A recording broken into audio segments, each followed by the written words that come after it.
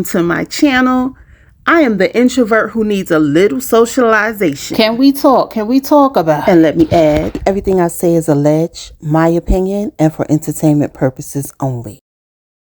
So we open up with Potomac with them reenacting Karen's accident / DUI. So they made it appear that Karen was driving, a deer crossed in front of her car, and she got into an accident. I think she ran into a tree or something to that effect. But in that process, they found out that she was drinking. Then they go to Ashley and Giselle, who starts to talk about Karen and how this is her second offense.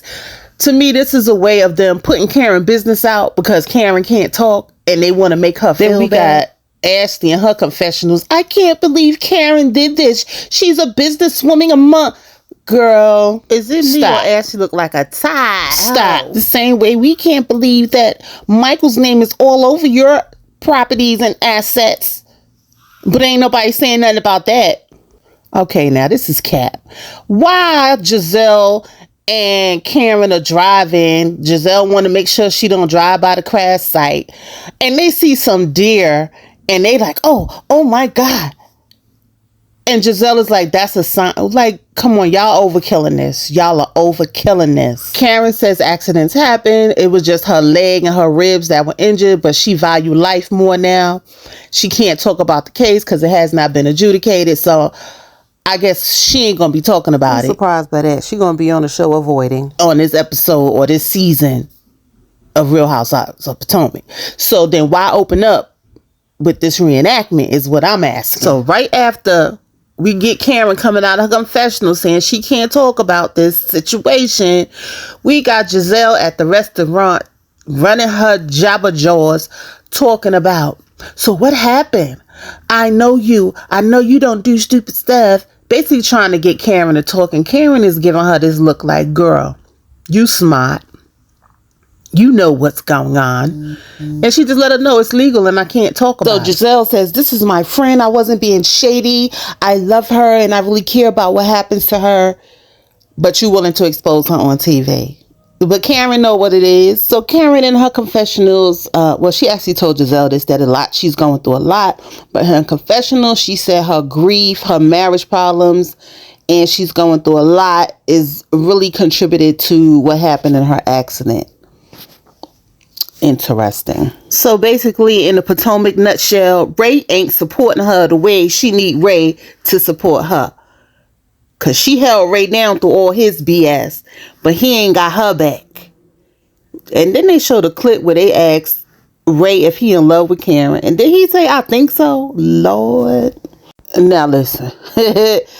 Child, Karen. Why the man from the restaurant come over and bring a donut? And Giselle wants to know why he bring a donut. He says she's a special customer. And Karen Huger never had a drink at his restaurant. And Giselle was like, you don't serve drinks. And the ladies was drinking mimosas is what it looked like.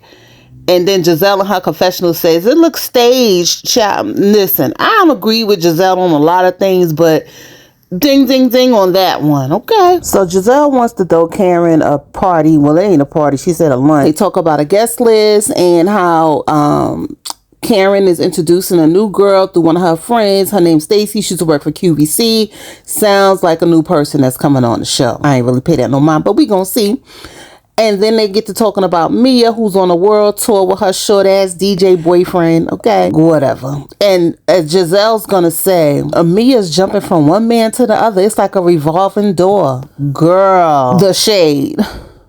Then we got Gordon and Mia going out for ice cream with the children. Mia's bragging about how they're working on their co-parent and how Gordon moved into her building and she can't get with her sneaky links. Girl. But it's important for the father of her kids to be around. Stop this whole stuff with your kids, okay? Put your kids around, or are you trying to protect Gordon? But anyway, is it me or Gordon look good? Mia done wore him out. Anyway, they get to talking about how Mia's new man wants to do a paternity test, and Gordon said he's 100% sure that the child is his, and he don't want the man to get a DNA test, and they should think about the child. And oh my God, it's out there. Mia had a point. You put it out there that she don't know who the father is.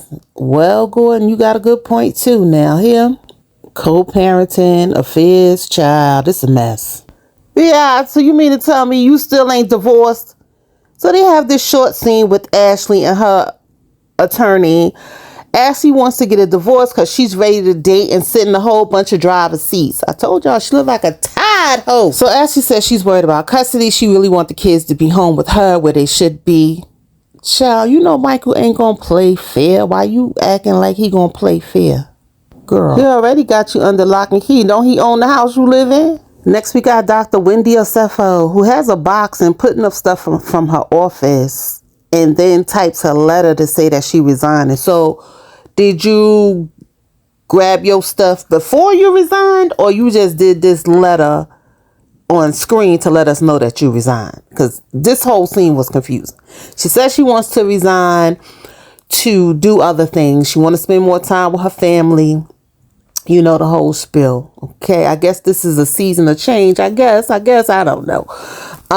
Wendy stepped on the scene with letting everybody know she got how many degrees, y'all? Y'all tell me. All right, anyway, let's move on. And then we got Karen, her friend Vivian, and Stacy, who's introduced. Okay, listen. Okay, Stacy is a bit, dramatic. It's like she putting on, if you ask me. But, you know, we'll see how the season goes, okay? So we find out, Karen notices that she's not wearing her ring. We find out that she's been separated and that they're going through a divorce. She met her German husband 16 years ago, and she said they're getting a divorce because it has a lot to do with her coming home.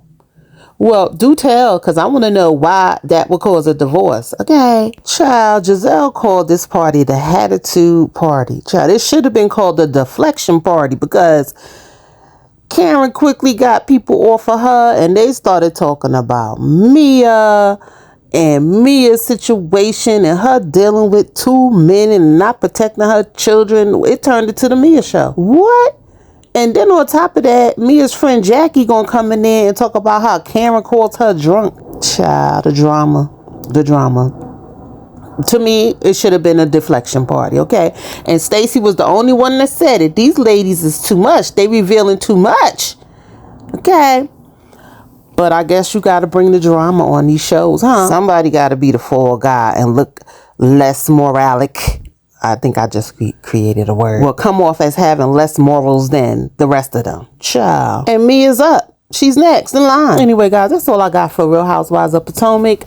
It don't look like, too entertaining to me, but we'll see how it goes. This might be my first and last review. Okay.